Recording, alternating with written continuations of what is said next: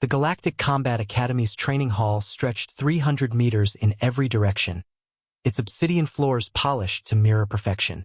Holographic displays floated above sparring circles where cadets from 47 different species practiced forms that had been perfected over millennia.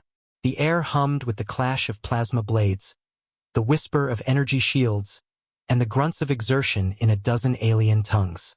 In the center of it all stood Instructor Vex'thor, his 4 arms crossed in a gesture of absolute authority. The Krathorian's chitinous exoskeleton gleamed under the artificial lights, each of his compound eyes independently tracking the movements of his students.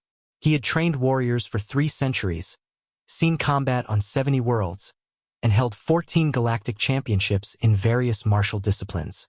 There was nothing about armed combat he didn't know, nothing about weapon mastery that could surprise him. At least, that's what he believed until the human arrived. Attention! Vex'thor's voice boomed across the hall, and every cadet immediately stopped their practice, weapons lowering in perfect unison. Today, we address a fundamental truth of combat that separates the living from the dead, the warrior from the fool. We discuss the principle of weapon focus. He gestured with 2 of his arms toward the arsenal wall, where hundreds of weapons hung in carefully organized rows. Plasma swords, kinetic staffs, neural disruptors, gravity hammers, each a masterpiece of destructive engineering. Every species in this hall has evolved a natural weapon preference based on their physiology, their neurology, their very essence. The Talaxians, he nodded toward a group of 6-limbed reptilians, excel with reach weapons due to their extended skeletal structure. The Vorn, a cluster of crystalline beings, chimed in acknowledgement, utilize energy projection because of their unique molecular composition. Vex'thor began to pace, his footsteps echoing with martial precision. But there exists one universal truth, one law that transcends species and separates the competent from the dead: bilateral neural limitation. Every sentient species, regardless of their number of limbs, possesses a dominant processing hemisphere. This means that while you may have multiple appendages, you have one decisive strike, one true weapon. Everything else is merely defensive or supplementary. He stopped at the weapon rack and drew 2 identical plasma blades, their edges shimmering with contained energy. The weapons hummed in his hands, and several cadets leaned forward with interest. I have 4 arms, Vex'thor continued, holding the blades in his upper right and left hands. I could theoretically wield 4 weapons simultaneously. I have trained for 200 years to achieve ambidextrous capability. And yet, even I cannot truly dual-wield with equal effectiveness. My primary strike comes from my dominant side. The second blade exists only to parry, to create openings, to defend. This is not a limitation of training. This is neurological reality. A human hand rose from the back of the formation. Vex'thor's eyes swiveled to identify the source. Cadet Jackson Reed, the lone human in a class of 300. The Terran stood a head shorter than most species present, his frame seeming almost fragile compared to the armored Krathorians or the massive Gorvan shock troops. Yet there was something in his posture, a casual confidence that bordered on irreverence, that made Vex'thor's mandibles click with irritation. Yes, Cadet Reed? The instructor's voice carried a warning edge. Question, sir? Reed's voice was calm, almost conversational. You said no species can truly dual-wield. Is that an absolute statement, or more of a general observation? It is, Vex'thor replied with the finality of gravitational law. An absolute truth confirmed by 3,000 years of combat analysis across 200 sentient species. The bilateral limitation is a fundamental constraint of neural architecture. No amount of training can overcome basic neurology. Reed nodded slowly, and something flickered across his face. Not defiance exactly, but something more dangerous. Curiosity. Define can't, sir. The training hall fell absolutely silent. Vex'thor's compound eyes narrowed, studying the human with renewed intensity. In his 3 centuries of instruction, he had learned to recognize that particular tone in a cadet's voice, the moment before they attempted something either brilliant or catastrophically stupid. Often, it was impossible to tell which until after the blood was cleaned from the training floor. Can't? the instructor replied slowly, his voice dropping into the register he reserved for disciplinary matters. Means neurologically impossible. It means attempting such a technique will result in cognitive dissonance, delayed reaction times, and, most importantly, death in actual combat. Is my definition sufficiently clear, Cadet Reed? Crystal, sir. Reed stepped forward from the formation, and Vex'thor noted the way he moved. Not with the rigid martial bearing of most cadets, but with a loose, almost lazy gait that somehow suggested coiled readiness. Permission to demonstrate something, sir? Vex'thor's mandibles clicked in amusement. Humans. In his extensive experience with various species, humans had proven to be peculiar creatures. Not the strongest, not the fastest, certainly not the most naturally armed.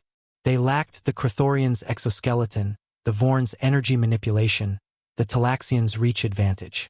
What they possessed, however, was an almost pathological inability to accept limitations.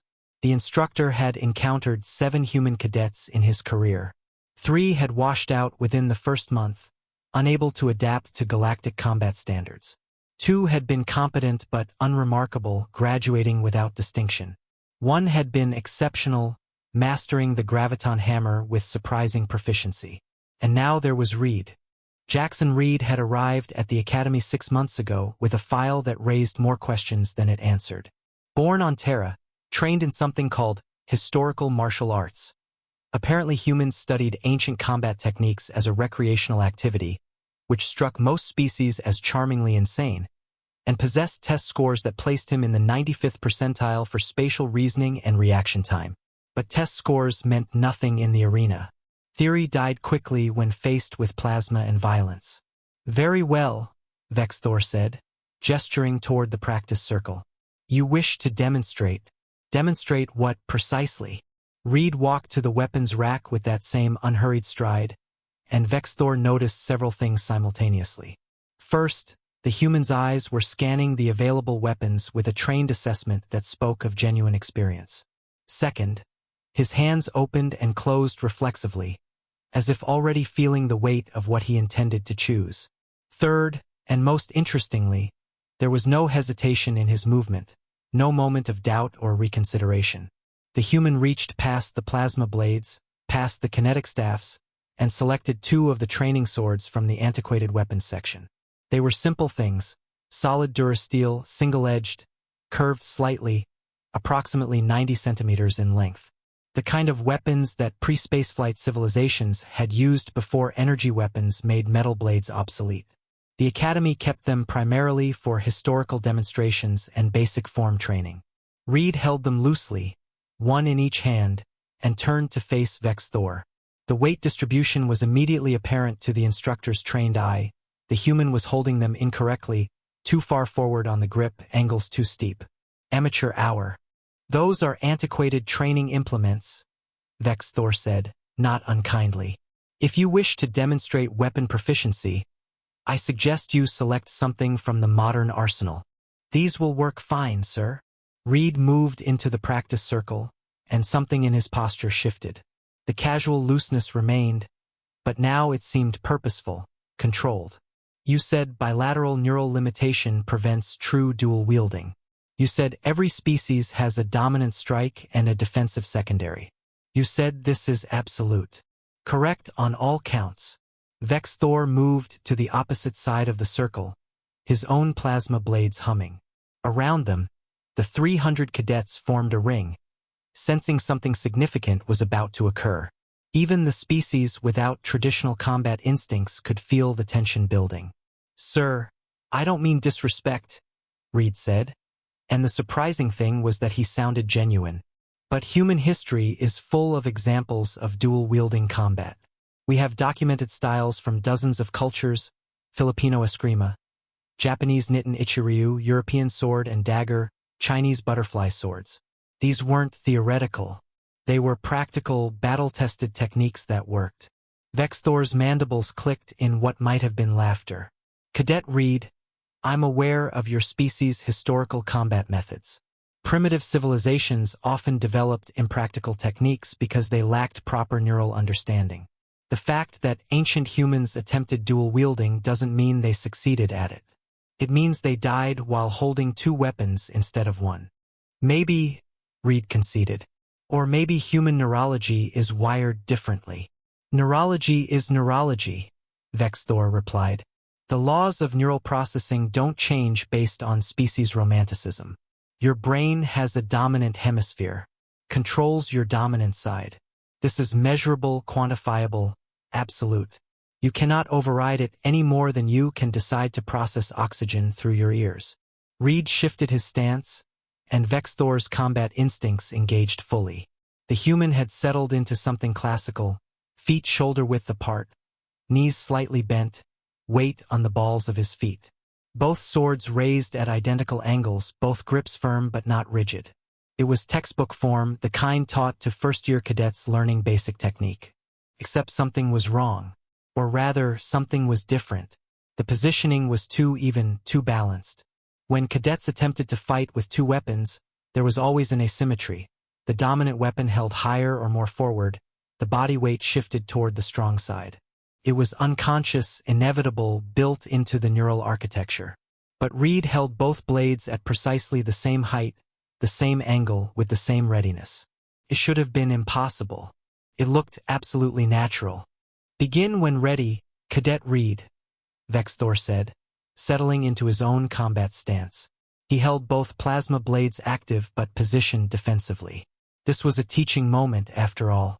He would let the human attack, demonstrate the inherent flaws in his technique, and then everyone could learn from the inevitable failure. Educational humiliation was still education. Reed didn't attack. Instead, he began to move in a slow circle, both swords flowing through a series of rotations that made Vex'thor's eyes narrow. The movements were precise, controlled, and, most disturbingly, perfectly mirrored. Each blade carved identical arcs through the air, each wrist articulated at the exact same angle, each shoulder rolled with matched timing. Impressive warm-up routine, Vex'thor said, unable to keep a slight edge from his voice. But choreography isn't combat. Your movements are symmetrical because there's no resistance, no reaction requirement, no decision pressure. The moment actual fighting begins, your dominant hemisphere will take over and your coordination will collapse. One way to find out, sir. Reed's voice remained calm, almost meditative. Then he moved. The attack came from both sides simultaneously. Not sequentially, not with one blade leading and the other following, but truly simultaneous. The left sword swept toward Vex'thor's lower right quadrant while the right sword targeted his upper left, the angles diverging in a pattern that should have required two separate brains to coordinate. Vex'thor's training responded automatically, his upper arms bringing both plasma blades across to parry. The impact sent vibrations through his exoskeleton. Reed's strength was unimpressive by galactic standards. The Krathorian barely felt the force, but the technique was sound. Clean strikes, proper edge alignment, good recovery. Basic competence, which was more than Vex'thor had expected from theatrical dual-wielding nonsense. Adequate, Vex'thor said, pressing forward with a simple combination. High strike from the right, low sweep from the left, classic opening pressure. Most cadets either retreated or attempted to parry both, which invariably left them off balance. Reed did neither. Instead, the human's right sword came up to catch the high strike while simultaneously his left blade dropped to intercept the low sweep, and his body remained perfectly centered, weight distribution unchanged. Both parries landed within a microsecond of each other, deflecting Vex'thor's attacks with minimal wasted motion. It was the kind of independent limb coordination that should have taken decades to develop, if it was even possible. Vex'thor pressed harder. Three-strike combination, varying rhythms, targeting different zones. Reed responded with a defense that shouldn't have worked, both swords moving in completely different patterns, one executing a circular parry while the other performed a direct block, then instantly reversing roles as the instructor's attacks continued. There was no hesitation between switches, no moment where one blade waited for the other to complete its action. Impossible, Vex'thor muttered, but he knew that wasn't quite accurate. What he was witnessing wasn't impossible, it was just highly improbable. His compound eyes tracked both of Reed's weapons simultaneously, analyzing, calculating, searching for the inevitable flaw. Every warrior had a dominant side. Every neural architecture had a processing priority. It was fundamental neuroscience. He attacked again, faster now, using all four of his arms in a complex pattern that had overwhelmed countless opponents. For weapons moving in overlapping rhythms, creating a web of lethal geometry that left no clean path for counterattack. It was a technique that required centuries to master, and it had never failed him in actual combat. Reed's response was something Vex'thor had never seen before. The human didn't try to block all four attacks, that would be suicidal. Instead, both swords moved in a pattern that seemed almost choreographed, one blade catching two of Vex'thor's strikes while the other deflected the remaining two, then both swords immediately flowing into a counter that came from angles the instructor hadn't anticipated. It wasn't defense followed by offense, it was simultaneous defense and offense, both weapons operating with complete independence yet perfect coordination. The counter-strike actually penetrated Vex'thor's guard. If the blades had been sharp and the fight real, the instructor would have taken a cut across his middle left arm, nothing fatal but enough to compromise his combat effectiveness. Vex'thor disengaged, reassessing. "Explain," he demanded. "What I'm seeing contradicts every principle of neural limitation. Your brain cannot process two separate offensive actions simultaneously. It's neurologically impossible." Reed lowered his sword slightly but remained in stance, breathing elevated but controlled. "Maybe for most species, sir, but humans have something unique. We call it the corpus callosum, the bundle of nerves connecting our left and right brain hemispheres. In most species, neural traffic between hemispheres is limited, slow. In humans, it's massive, fast. We can process parallel actions in both hemispheres simultaneously. Bilateral processing exists in all species," Vex'thor countered. But there was uncertainty in his voice now. "It's how we coordinate basic movement." "Basic movement, yes," Reed agreed. "Walking, reaching, simple tasks. But complex combat actions? Most species process those in the dominant hemisphere and send control signals to both sides sequentially. Humans can genuinely split the task, left hemisphere controlling the right side, right hemisphere controlling the left side, both processing combat decisions simultaneously." Vex'thor's mandibles clicked rapidly, a sign of cognitive discomfort. "That would require extensive training. Years, decades. You're a first-year cadet." "I started when I was 6, sir." Reed's voice carried a hint of something, not pride exactly, but satisfaction. "Historical martial arts on Terra. My style was called Nitten Ichiryu, the way of two heavens as one. I've been dual-wielding for 16 years. It's not a limitation I'm overcoming. It's how my brain learned to fight." Around the circle, cadets whispered in their various languages. Vex'thor heard the translation implants rendering their confusion into his native tongue.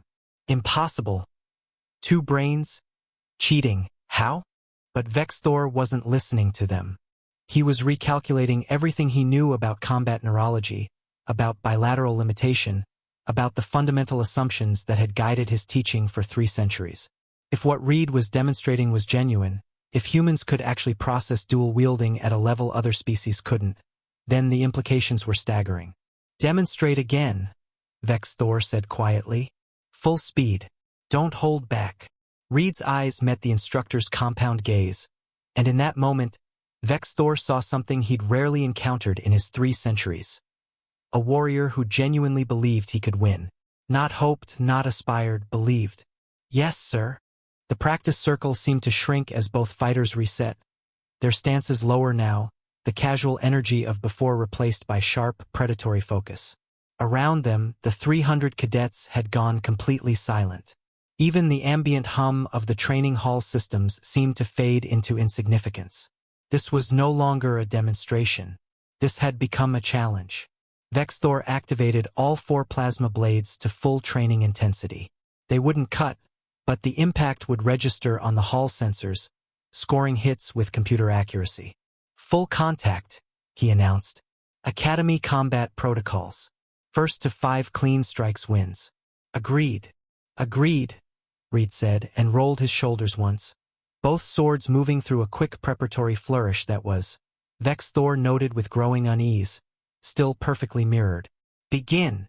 Vex'thor exploded forward with a speed that had crushed opponents half his age. For arms, for weapons, creating a storm of plasma-edged violence that had earned him championships across the galaxy. His attack pattern was called the Krathorian Typhoon, a technique that utilized all four limbs in a complex sequence designed to overwhelm any defense through pure geometric superiority. No cadet had ever survived it beyond 3 seconds. Reed survived the first exchange by doing something insane. Instead of retreating or attempting to block, the human stepped into the attack, both swords whirling in counter-rotating patterns that somehow, impossibly, caught all four of Vex'thor's strikes simultaneously. It was like watching a human-shaped blender, steel blurs moving so fast that Vex'thor's compound eyes struggled to track individual sword positions. The clang of metal on plasma fields rang out in rapid staccato, and then Reed was inside the instructor's guard, both blades scoring simultaneous touches on Vex'thor's torso before the Krathorian could disengage. The hall's sensors chimed, 2 points, Cadet Reed. Vex'thor's mandibles clicked in shock. In 3 centuries, no one had ever scored first. How? Pattern recognition, sir. Reed was breathing harder now, the physical exertion showing. Your 4 arms move in a sequence. It's complex, but it's still a sequence. My 2 swords can operate independently without sequence. Different math. Different math? Vex'thor repeated slowly, and then something ignited in his chest. Not anger, but excitement.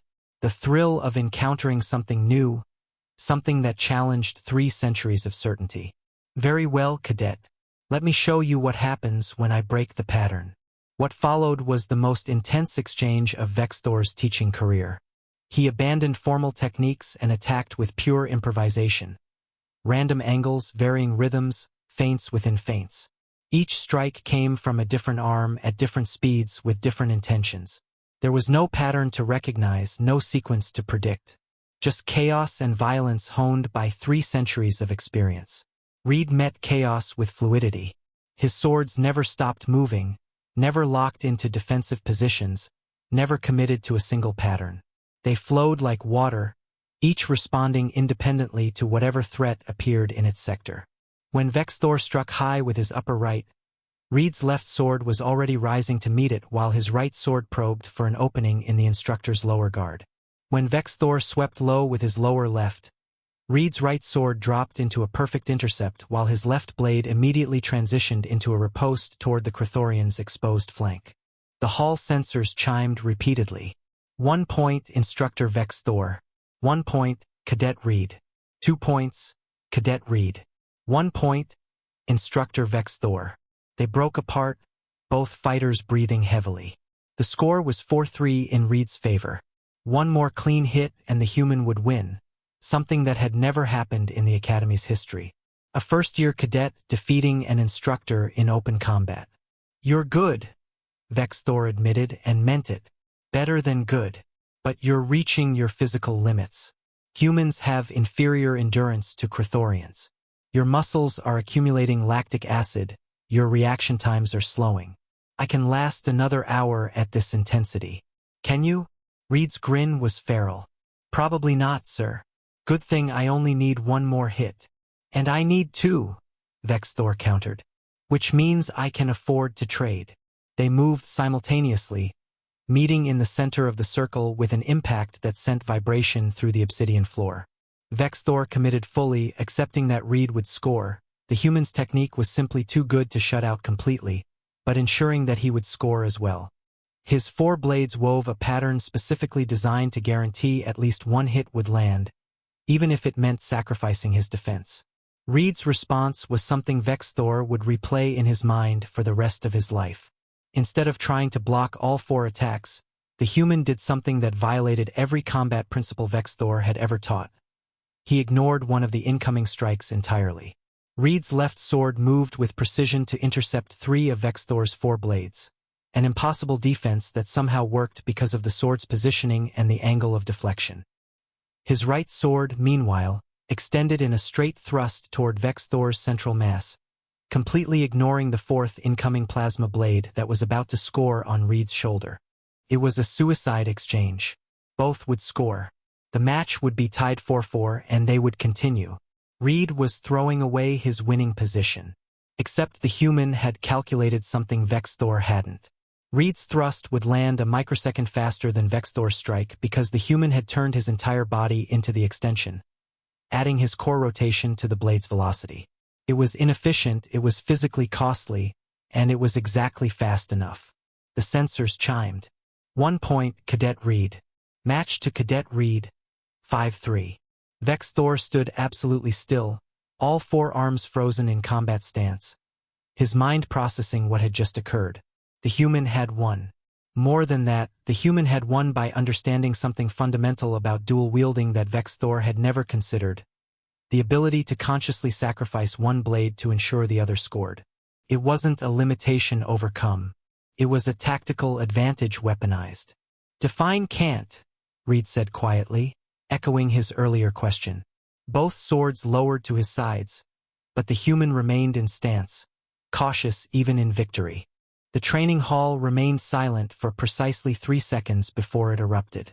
300 cadets from 47 species created a cacophony that transcended language.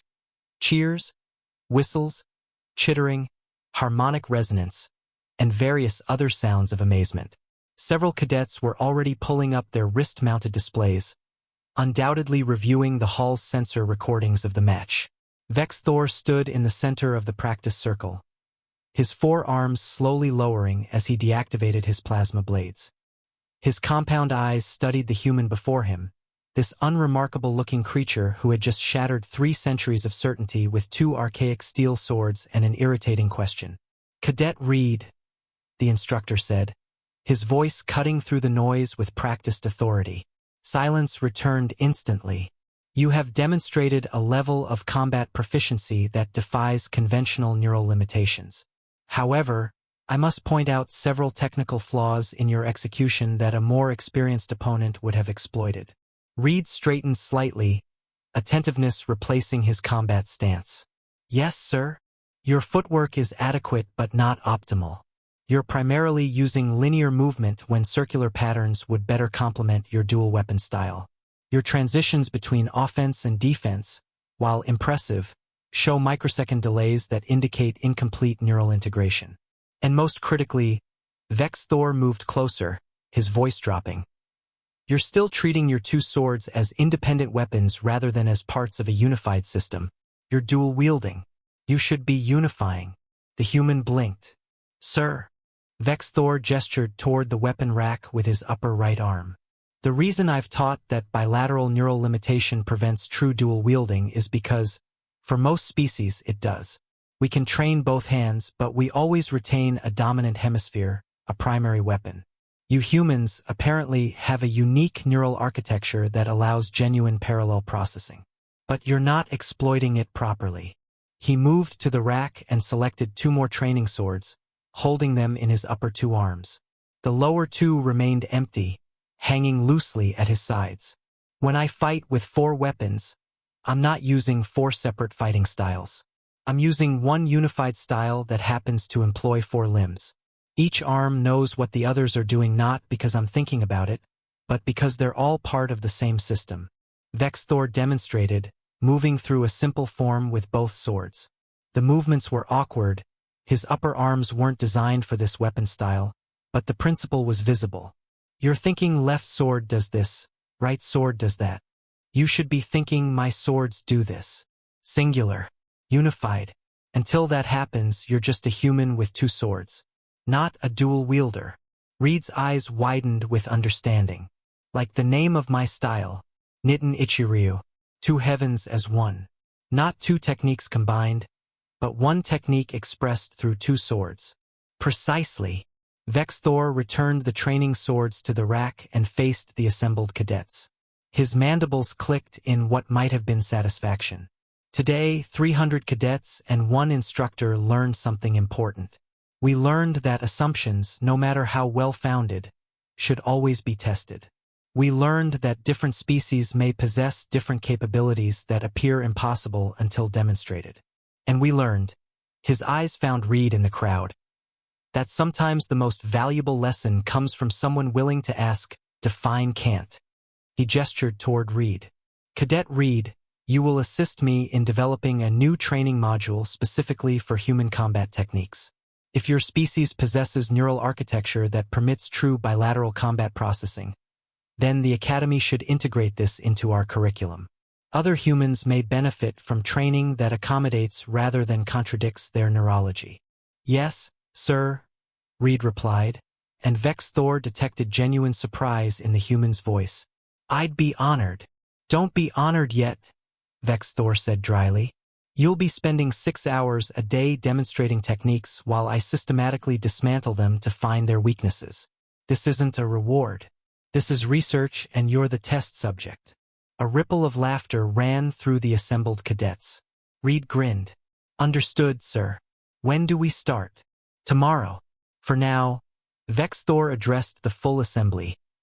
Everyone will practice the basic forms we covered last week. Partner drills, standard protocol. Dismissed. As the cadets dispersed toward their practice assignments, Vex'thor found himself standing alone in the circle, replaying the match in his mind. 3 centuries. 3 centuries of absolute certainty about neural limitations, about the fundamental constraints of bilateral combat. All challenged by one human with 2 swords and an annoying question. Instructor. Vex'thor turned to find Reed approaching. Both training swords returned to the rack. The human moved with a slight limp. The physical cost of their exchange was evident now that the adrenaline had faded. Yes, cadet. I wanted to apologize if I was disrespectful, sir. I wasn't trying to undermine your teaching. I've spent most of my life being told that dual-wielding doesn't work, that it's impractical, that it's fantasy. When I got here and heard the same thing from a galactic perspective, I guess I just needed to know if it was really true, or if it was just assumption. Vex'thor's mandibles clicked thoughtfully. Cadet Reed, do you know how many species in the galaxy have developed dual-wielding combat techniques? No, sir. 23, Vex'thor said. Out of more than 300 known sentient species, 23 have martial traditions that include fighting with 2 weapons simultaneously. Do you know how many of those 23 actually use those techniques in serious combat? Reed shook his head. 4, Vex'thor continued. For species where dual-wielding is considered genuinely practical rather than ceremonial or recreational. The Talaxians, because their 6 limbs and distributed neural system allow it. The Vorn, because they're not actually holding weapons but projecting energy. The Kresh, because they're a hive mind and literally have 2 separate consciousnesses in one body. And now, apparently, humans. He placed one of his upper hands on Reed's shoulder, a gesture of respect he rarely offered. You weren't being disrespectful, cadet. You were being scientific. You saw a stated absolute and tested it. That's not undermining teaching. That's learning at the highest level. Reed seemed to relax slightly. Thank you, sir. For what it's worth, you still could have beaten me if you'd pressed your endurance advantage. I was about 30 seconds from complete muscle failure. I know, Vex'thor said. I could see it in your footwork. But that wasn't the point of the exercise. The point was to determine if human dual-wielding was neurologically possible or merely theatrical. The answer is now clear. It's possible. Not easy, not for everyone, and not without significant training, but possible. He turned to look at the 300 cadets now engaged in their practice drills. Talaxians with their reach staffs, Vorn with their energy projections, Gorvans with their massive hammers, and scattered among them a handful of other humans practicing with standard single-weapon techniques because that's what they'd been taught was correct. You know what troubles me most about today, Cadet Reed? Sir, how many other absolutes in my teaching are actually just well-founded assumptions that haven't been properly tested? How many other cadets have I dismissed because they didn't fit the expected profile of combat capability? Vex'thor's mandibles clicked softly. 3 centuries of teaching, and you made me realize I might have been educating people into limitations rather than potential. Or, Reed offered carefully, maybe you were teaching universal principles that happen to have specific exceptions.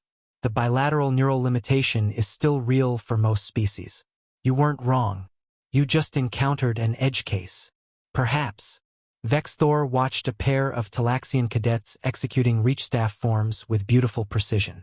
Or perhaps the real lesson is that the universe contains more edge cases than we imagine, and the difference between a good instructor and a great one is the willingness to say, "I don't know, let's find out." Reed smiled. "Is that what you're going to put in your report to the Academy administration? That you beat a first-year cadet 5-3? Or that you discovered a new category of combat capability?" "Both," Vex'thor replied, "along with a request for additional research funding, updated curriculum development, and permission to recruit you as an assistant instructor for the new module. You're about to become very familiar with bureaucratic documentation, Cadet Reed. I hope your enthusiasm for challenging assumptions extends to administrative paperwork." The human's smile faded slightly. "Paperwork, sir?" "Extensive paperwork," Vex'thor confirmed, with what might have been malicious satisfaction. "Someone has to document everything you demonstrated today in terms the Academy Curriculum Committee can understand. That someone is you. Consider it part of your education in asking inconvenient questions." Reed straightened to attention. "Yes, sir. Worth it, sir. We'll see if you still think so after the 8th revision of your technical specification document." Vex'thor gestured toward the practice floor. "Now go join the drills. And Reed, sir, next time you want to challenge 3 centuries of conventional wisdom, give me advance warning. My cardiovascular system isn't designed for this much excitement anymore." As Reed jogged toward the practice groups, favoring his left leg slightly, Vex'thor allowed himself a moment of reflection. 300 years of teaching, tens of thousands of cadets, hundreds of species, countless hours perfecting techniques, studying neural limitations, understanding the fundamental constraints that separated the possible from the impossible. And in 6 months, one human with 2 swords had proven that sometimes the most important word in education isn't can't. It's why not. Vex'thor's compound eyes tracked the human as Reed joined a practice group, immediately drawing attention from curious cadets wanting to know about the match. The Krathorian instructor made a mental note to review Earth's martial arts history more carefully. If humans had independently developed practical dual-wielding techniques during their pre-spaceflight era, what other primitive human combat innovations might have applications in modern warfare? But that was research for another day. For now, he had 300 cadets to train, a curriculum to redesign, and a growing suspicion that the next 3 centuries of teaching were going to be considerably more interesting than the last 3. In the center of the practice floor, Reed was demonstrating basic dual weapon forms to a cluster of fascinated cadets. His movements were still too sharp, too segmented, not yet achieving the unified flow that Vex'thor had described. But the potential was there, visible in the way both swords moved through space with increasing synchronization. 2 heavens as one, Vex'thor thought. Not a bad name for a philosophy that had just rewritten 3 centuries of assumed limitations. The instructor activated his wrist display and began drafting his report to the Academy Council. The opening line came easily. "Today, I learned that the most dangerous assumption in combat training is believing we've discovered all the exceptions." He paused, mandibles clicking as he considered the implications. Then he added a second line. "Request immediate xenoneurology study of human corpus callosum development in relation to bilateral combat processing. Also request budget increase for interspecies combat research. Further updates to follow." Vex'thor sent the report and returned his attention to the training floor, where 300 cadets, and 1 exceptional human, continued their practice. Somewhere in that controlled chaos was the future of galactic combat doctrine, waiting to be discovered by someone willing to ask the right questions. Or more precisely, someone willing to challenge the wrong answers. As the training session continued, Vex'thor found himself smiling, an expression that looked quite alarming on a Krathorian face, but which felt entirely appropriate. After 3 centuries of teaching absolutes, he was finally learning to appreciate the beauty of being proven wrong. And somewhere in the back of his multifaceted mind, a single thought echoed with crystalline clarity. "I wonder what else humans can do that's supposed to be impossible." It was, Vex'thor decided, a question worth exploring. Even if it meant more paperwork,